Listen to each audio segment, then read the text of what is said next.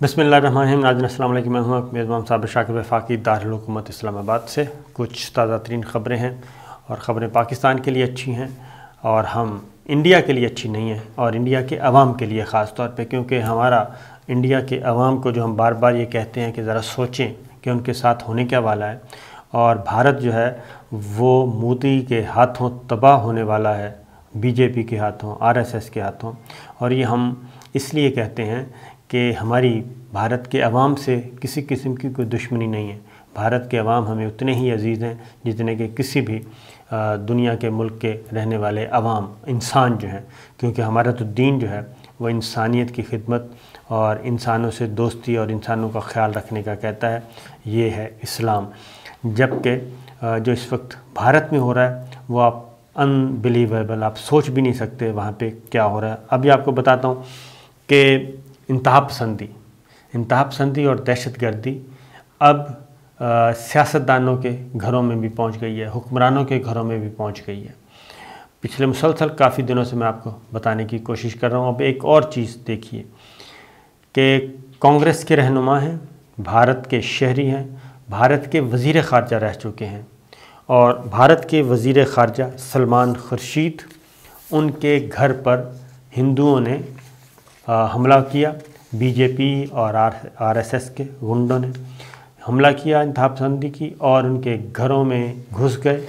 उनके घर में घुस के तशद्दुद किया, ख़वातीन को, बच्चों को निशाना बनाया और जलाओ घिराव किया।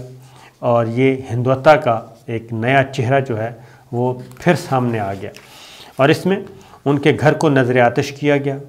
और नैनीताल में उनका घर था, उसको नज़र आतिश आग लगा दी गई। और भारतीय मीडिया के मुताबिक जी, आग लगाने से पहले इंतहा पसंदों ने, हिंदू इंतहा पसंदों ने, हमलावरों ने उनकी रिहाइशगाह में तोड़ फोड़ भी की और आतिशज़नी में 21 अफराद के ख़िलाफ़ मुकदमा दर्ज किया गया है।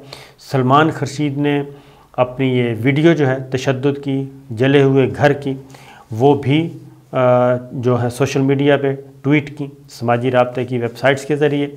उन्होंने बताया किस तरीके से घरों से शोले उठ रहे हैं, जले हुए दरवाज़े, खिड़कियाँ। और कांग्रेस के इस रहनुमा का कसूर क्या था, अब ये बात ध्यान में रखिए, उनका कसूर क्या था। उनकी नई किताब है सनराइज़ ओवर अयोध्या की वजह से इंतहा पसंद हिंदुओं की तरफ से शदीद तनकीद की जद में है। उन्होंने अपनी इस किताब में लिखा क्या है, सनराइज़ ओवर अयोध्या, ये है किताब का नाम।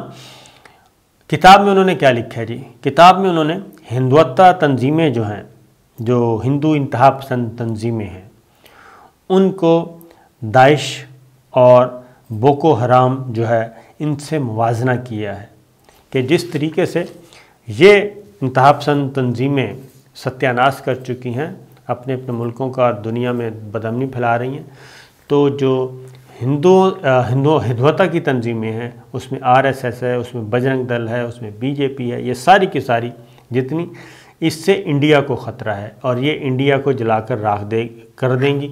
उन्होंने ये मुवाजना किया और पढ़े लिखे हैं और ज़ाहिर है पुरानी फैमिली है और डिटेल आपको फिर किसी वक्त बता दूंगा। लेकिन कहने का मकसद ये है कि वज़ीर ख़ारजा भारत के वो भी महफूज नहीं रहे और उनके घर को भी जला दिया गया। और इससे पहले गुजरात में जो हुआ था, मुसलमानों का कत्लेआम किया गया था, उसमें भी जो हाई कोर्ट के जज साहिबान तक के घरों को इसलिए जला दिया गया था कि वो मुसलमान थे। गुजरात हाई कोर्ट के जजों को भी, घरों को भी माफ़ नहीं किया गया था, उनको भी जला दिया गया था। और हाई कोर्ट के जज साहिबान भी बिल्कुल मुहाजिरीन की तरह पनाह लेने पे मजबूर हो गए थे। उनमें से कुछ की मुलाकात मेरे साथ हुई है, गुजरात के जो मुतासरीन हैं। तो वो एक, जब वो अपनी किस्सा बयान करते हैं अपना इस दर्द भरी कहानी का, तो रोंगटे खड़े हो जाते हैं कि उनके साथ इंतहा पसंद हिंदुओं ने भारत में किया क्या है।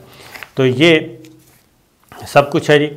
और उसके बाद इस पे ज़ाहिर है मज़म्मत हो रही है और साथ ही साथ एक और काम भी मकबूजा कश्मीर में बदस्तूर जो है जारी है जी, जुल्म सितम। 4 कश्मीरी नौजवानों को एक दिन के अंदर अंदर हैदरपुरा के इलाके में फायरिंग करके अल्लाह को پیارا کر دیا گیا اور وہ جانبر نہ ہو سکے، اور یہ قابض بھارتی فورسز جو ہیں وہ کر رہی ہیں، اور گھر گھر تلاشی کا سلسلہ جاری ہے۔ یہ ایک دن میں ایک واقعے میں 4 لوگوں کو ظلم کا نشانہ بنایا گیا۔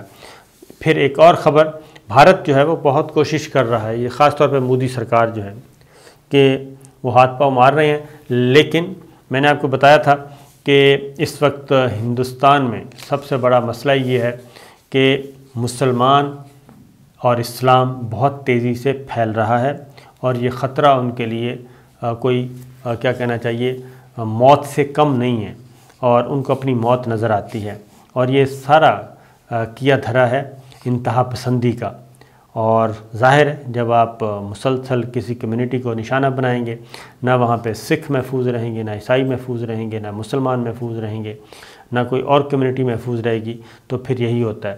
بھارت میری خوف کی علامت ہے، اور ڈاکٹر ذاکر نائک آپ نے سنا ہوگا، ان کی ایک تنظیم ہے، اور انہوں نے ایک ادارہ قائم کیا انڈیا میں، ریسرچ فاؤنڈیشن کے نام سے، اسلامک ریسرچ فاؤنڈیشن ادارہ تھا، اور بہت اچھا کام کر رہا تھا، اور وہ تمام مذاہب کے لوگ جو ہیں ان کو سنتے تھے اور ان سے رہنمائی لیتے تھے، تمام مذاہب کے لوگ، اور سینکڑوں نہیں ہزاروں کا مجمع ہوتا تھا جو ان کے شاگرد ہیں، پورے انڈیا میں وہ پھیل رہے تھے، اور دین کا صحیح نقطہ نظر بتا رہے تھے، دین کی تبلیغ بھی کر رہے تھے، اور اس طریقے سے بہت سارے جو غیر مسلم ہیں وہ دائرہ اسلام میں آ رہے تھے۔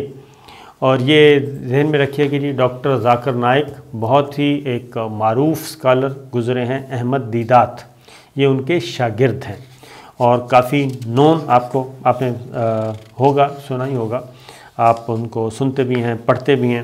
تو ڈاکٹر ذاکر نائک جو ہیں وہ کافی نون ہیں، اور ان کو بہت بڑے بڑے ایوارڈ مل چکے ہیں، اسلامی دنیا کا نوبل پرائز ان کو مل چکا ہے، سعودی عرب سے کنگ فیصل ایوارڈ ان کو مل چکا ہے، اور یونیورسٹی آف گمیبیا میں انہیں ڈاکٹریٹ کی اعزازی ڈگری مل چکی ہے۔ تو ان کا ایک جو تھا یہ قوم پرستی، ہم جنس پرستی، اسامہ بن لادن، دہشت گردی جیسے موضوعات پر مخصوص طبقات ان کے خیالات کو پسند نہیں کرتے تھے، اس لیے بھی ان پہ بہت زیادہ کرٹیسائز کیا گیا، اور ڈاکٹر ذاکر نائک پہ جی کافی عرصہ پہلے 2016 میں پابندی عائد کر دی ان کی تنظیم پہ، ان کے بولنے پہ، اور پھر یہ وہاں سے اور چلے گئے تھے سعودی عرب، اور سعودی عرب سے کچھ عرصہ قیام کے بعد مستقل طور پہ یہ آ گئے ہیں ملائیشیا، اور ملائیشیا میں اب اپنا کام کر رہے ہیں۔ انڈیا نے بہت کوشش کی کہ پہلے سعودی عرب سے کوشش کرتے رہے، پھر ملائیشیا سے کہ ان کو کسی طریقے سے ہمارے حوالے کیا جائے، تو ملائیشین گورنمنٹ نے انکار کیا، اور ڈاکٹر ذاکر نائک وہاں پہ مقیم ہیں اور اپنا دین کا کام کر رہے ہیں۔ ان کا تعلق جو ڈاکٹر ذاکر نائک کا ممبئی سے ہے، وہیں پہ انہوں نے اپنا اسلامی تبلیغ کا کام کیا، پڑھے لکھے ہیں، سمجھدار ہیں، اور لوگ ان کی طرف راغب ہوتے ہیں۔ اور اس کے بعد اصل ان پہ الزام کیا لگایا؟ مذہبی برادریوں کے مابین بدامنی پھیلانے کا۔ حالانکہ ان کے جو آڈینس ہوتے تھے، جو سننے والے، ان میں جتنی تعداد مسلمانوں کی ہوتی تھی اتنی ہی تعداد ہندوؤں کی اور غیر مسلموں کی ہوتی تھی، اور اس سے اندازہ کر سکتے ہیں۔ اور ہر کوئی سوال پوچھتا تھا تو یہ جواب دیتے تھے، اور یہ صحیح نقطہ نظر سمجھا رہے تھے، دین کا سافٹ امیج اور پڑھا لکھا امیج جو ہے وہ بتا رہے تھے۔